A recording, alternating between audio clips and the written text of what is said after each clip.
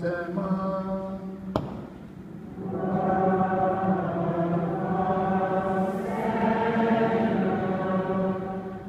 Après l'arrestation de Jean le Baptiste, Jésus partit pour la Galilée proclamer la bonne nouvelle de Dieu. Il disait, les temps sont accomplis. Le règne de Dieu est tout proche. Convertissez-vous et croyez à la bonne nouvelle. Passant au bord du lac de Galilée, il vit Simon et son frère André en train de jeter leur filet, c'étaient des pêcheurs. Jésus leur dit, venez derrière moi, je ferai de vous des pêcheurs d'hommes. Aussitôt, laissant là leur filet, ils le suivirent. Un peu plus loin, Jésus vit Jacques, fils de Zébédée, et son frère Jean, qui étaient aussi dans leur barque et préparaient leur filet. Jésus les appela aussitôt. Alors, laissant dans la barque leur père avec ses ouvriers, ils partirent derrière lui. Acclamons la parole de Dieu.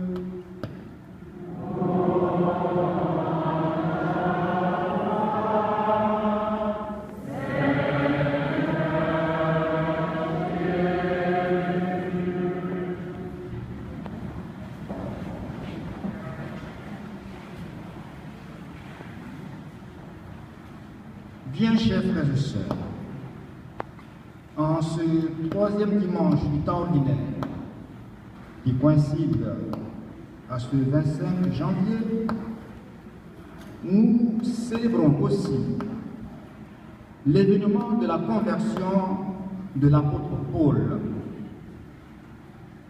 Cette conversion qui met un terme à la semaine de prière pour l'unité des chrétiens que nous avons entamé dimanche dernier. Le personnage de Paul, qu'on appelait autrefois avant sa conversion Saul, et qu'on appelle encore l'apôtre des nations ou des gentils, ne nous est pas étranger.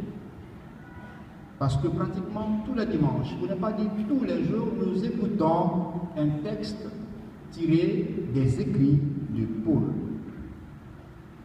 En effet, pendant 30 ans, Paul a été un farouche opposant et ennemi des chrétiens. Ces chrétiens qu'il se plaisait à persécuter au nom de sa foi juive, parce que la chrétienté était une nouvelle religion, donc on la considérait comme une secte. Mais un jour, alors qu'il était en route pour Damas, pour aller faire encore des prisonniers parmi les chrétiens, Jésus glorifié apparaît à Paul. Et depuis lors, Paul va devenir un être nouveau, parce qu'il va se laisser transfigurer, transformer par le Seigneur. Et Paul sera désormais un chrétien. C'est ainsi qu'il deviendra un missionnaire infatigable qui va fonder de nombreuses communautés chrétiennes. Et il va également faire beaucoup d'écrits, beaucoup de lettres, comme pour encourager, exhorter ces nouveaux chrétiens à garder ferme leur foi à la suite de Jésus. S'il y a quelqu'un qui est un véritable apôtre dans l'histoire de l'Église, Paul occupe l'une des meilleures places. Alors ce changement opéré dans la vie de Paul est parti de sa découverte du Seigneur Jésus. Comme pour dire qu'on ne peut pas voir Jésus et rester le même. Quand on découvre le Christ, c'est toute notre vie qui est comme bouleversée et changée, mais dans le sens du bien, et non pas dans le sens du mal. Donc désormais pour Paul, c'est un changement radical qui va s'opérer. Paul l'ancien, Paul le persécuteur va laisser place à Paul le nouvel homme dans la foi au Christ Jésus. Ce sera désormais Paul l'apôtre. Paul qui est soucieux de véhiculer l'évangile de Jésus à ceux et celles qui ne le connaissent pas encore. Et d'ailleurs, plus tard, Paul lui-même dira en ces termes, ma vie c'est le Christ. Ma vie désormais c'est le Christ. Ce n'est plus moi qui vis, c'est Jésus qui vit en moi. Et je vis pour Jésus. Cette parole de l'apôtre Paul, on doit se la faire nôtre, nous aussi, baptisés, les temps nouveaux, pour dire désormais, ce n'est plus celui ou celle que j'étais avant d'avoir rencontré Jésus, mais je suis une personne nouvelle. Cet événement de la conversion de Paul nous interpelle encore aujourd'hui, parce que ce message traverse des siècles pour nous rejoindre aujourd'hui. Parce que nous aussi, nous sommes souvent installés dans nos certitudes, comme Paul l'était dans ses certitudes d'être un bon juif qui devait combattre le christianisme. Nous nous représentons Dieu de telle ou telle manière et nous sommes sûrs d'être dans le vrai. La preuve, ceux que nous appelons les djihadistes et qui s'en prennent à d'autres, ils le font au nom de Dieu. Voilà. Ils le font au nom de Dieu. Et ils sont convaincus qu'ils sont envoyés par Dieu pour assassiner et tuer les autres qui ne partagent pas la même foi qu'eux.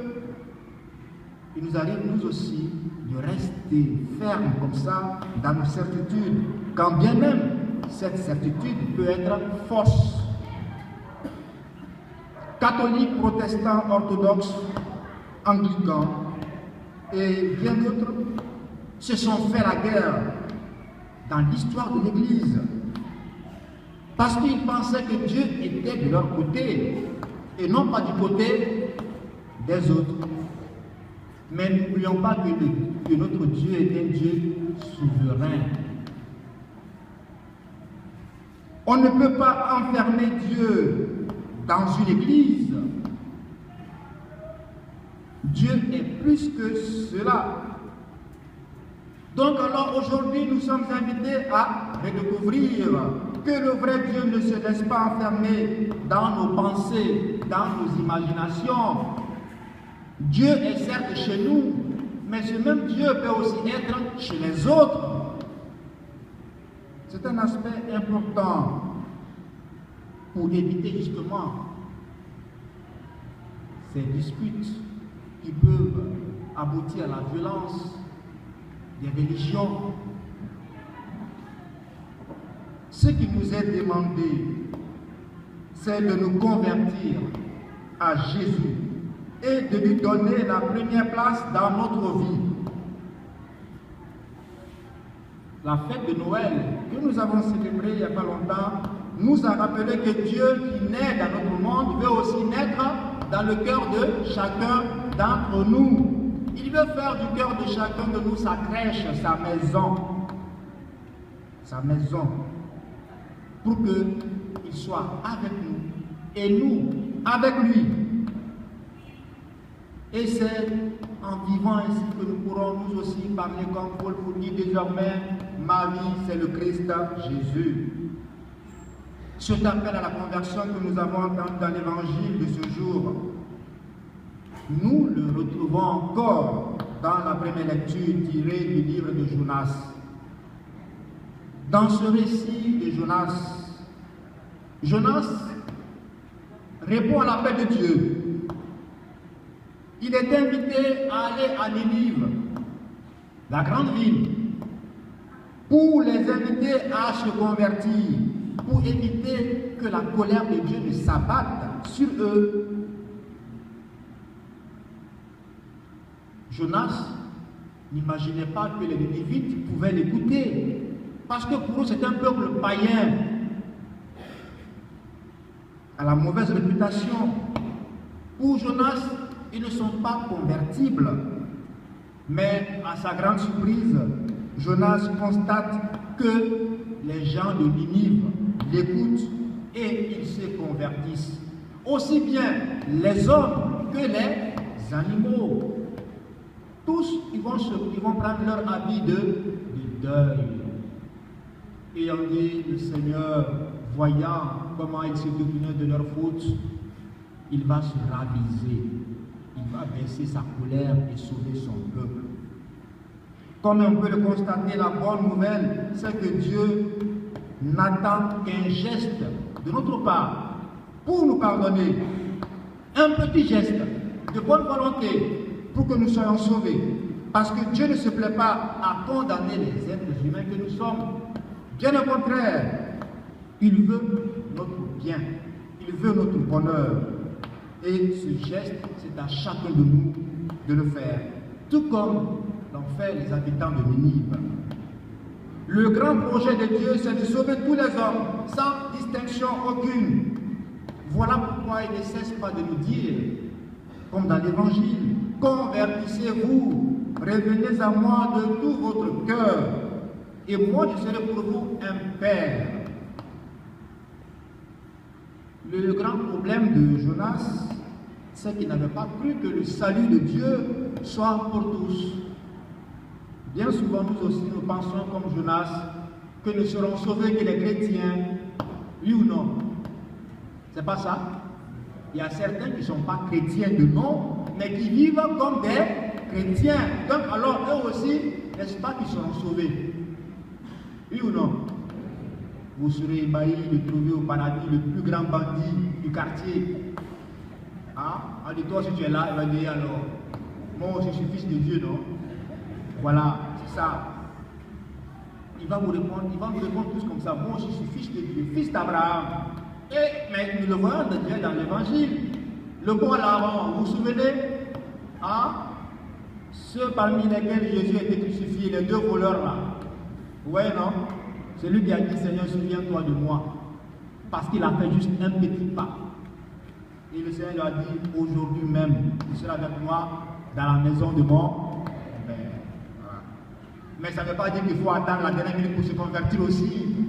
Non, attention. Parce qu'on se dit, ben péchons. Et à la dernière minute, je vais me convertir. Mais vous ne savez pas ce que vous aurez cette dernière minute pour vous convertir non plus. Parce qu'on ne sait pas comment la mort peut nous atteindre. Donc mieux vaut prendre des garanties en vivant davantage mieux que d'attendre la dernière minute. Voilà. Nous disons volontiers que Dieu est tendresse et bonté. Mais nous avons vite fait d'exclure, de juger et de condamner les autres qui ne partagent pas les mêmes points de vue, les mêmes visions ou les mêmes opinions que nous. La lecture du récit du livre de Jonas que nous venons d'entendre voudrait justement nous aider à avoir sur les autres, même ceux que nous détestons, le même regard que Dieu porte sur eux, ce regard d'amour, ce regard de tendresse. Nous avons, nous aussi, à nous convertir comme les autres, à accepter que Dieu soit plus grand que notre cœur, parce que nous aussi, nous sommes pécheurs. C'est ce même appel que nous retrouvons dans l'Évangile, selon saint Marc, que nous venons d'entendre. Dans cet Évangile, nous voyons Jésus qui part en Galilée, cette ville qu'on appelle le carrefour des païens.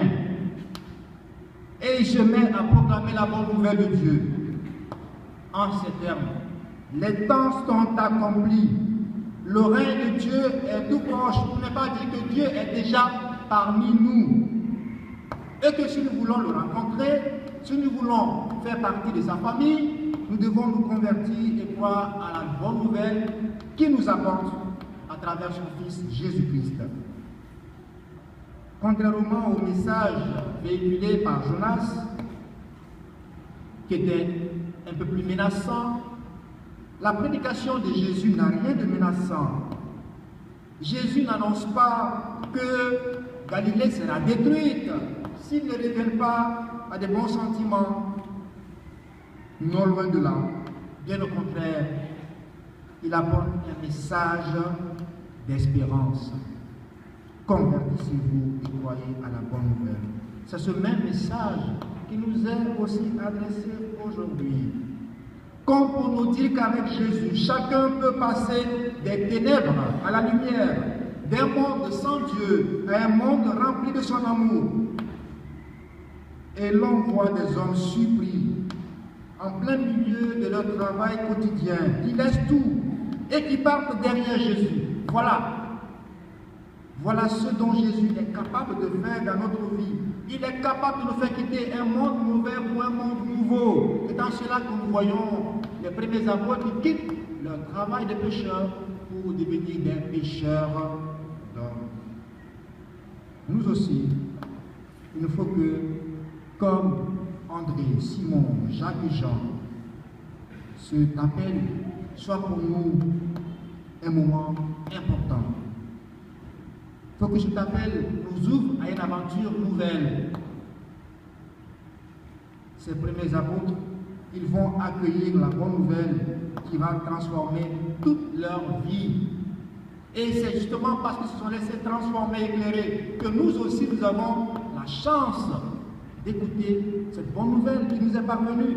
Parce qu'il y a des hommes et des femmes qui ont accepté de témoigner jusqu'au don de leur vie pour que la bonne nouvelle nous parvienne. Donc c'est un acquis, c'est un héritage que nous aussi nous devons transmettre aux générations à venir. Chers frères et sœurs, ce dimanche est donc placé sous le signe de la conversion. La conversion de Ninive, la conversion de Paul, la conversion des habitants de la Galilée et bien entendu notre propre conversion. Quand nous sommes pris par nos préoccupations journalières et nos soucis terrestres de chaque jour, le Seigneur nous invite à lever les yeux plus haut, à prendre conscience d'une réalité plus importante. Le Seigneur veut nous faire découvrir l'essentiel d'une vie humaine, qui n'est pas le matériel, qui n'est pas une maison, qui n'est pas la fonction que nous pouvons occuper. Non. L'essentiel de cette vie qui donne un sens à notre vie, c'est avoir Dieu au cœur de son existence. Et pour cela, il faut être prêt à tout pour avoir avec soi l'essentiel d'une vie, c'est le Seigneur. Dieu est un Père qui aime chacun de ses enfants et qui les appelle à vivre avec lui dans son amour. Chers frères et sœurs, convertissons-nous. N'ayons pas les yeux rivés sur nous-mêmes comme si nous étions le centre du monde, parce que nous-mêmes on ne peut pas se sauver. Levons plutôt les yeux vers le Seigneur qui nous appelle. Chaque jour, il suffit juste de lui tendre une oreille attentive en ouvrant grandes les oreilles de notre cœur qui bien souvent sont fermées par le péché quotidien. Et surtout, en recevant cet appel et en nous convertissant, n'oublions pas que le Seigneur aussi nous envoie en missionnaire vers d'autres qui n'ont pas encore eu l'occasion de le rencontrer. Nous n'oublions pas, notre Église, elle est missionnaire. Notre Église est invitée à apporter la bonne nouvelle du Christ aujourd'hui et pour l'avenir. Nous vivons dans un monde qui ressemble à la Galilée d'hier, du temps de Jésus, ou encore cette ville de Ninive qui était pleine de gens qui ne croyaient pas en Dieu. Comme autrefois, le Seigneur continue à appeler les disciples pour les mettre en route, pour leur confier des missions importantes. C'est d'annoncer l'Évangile. Prions-nous donc ensemble pour que tous les baptisés que nous sommes, et pour ceux qui se préparent au baptême, que nous puissions entendre cet appel du Seigneur et y répondre, lui qui est vivant, aujourd'hui pour les siècles des siècles.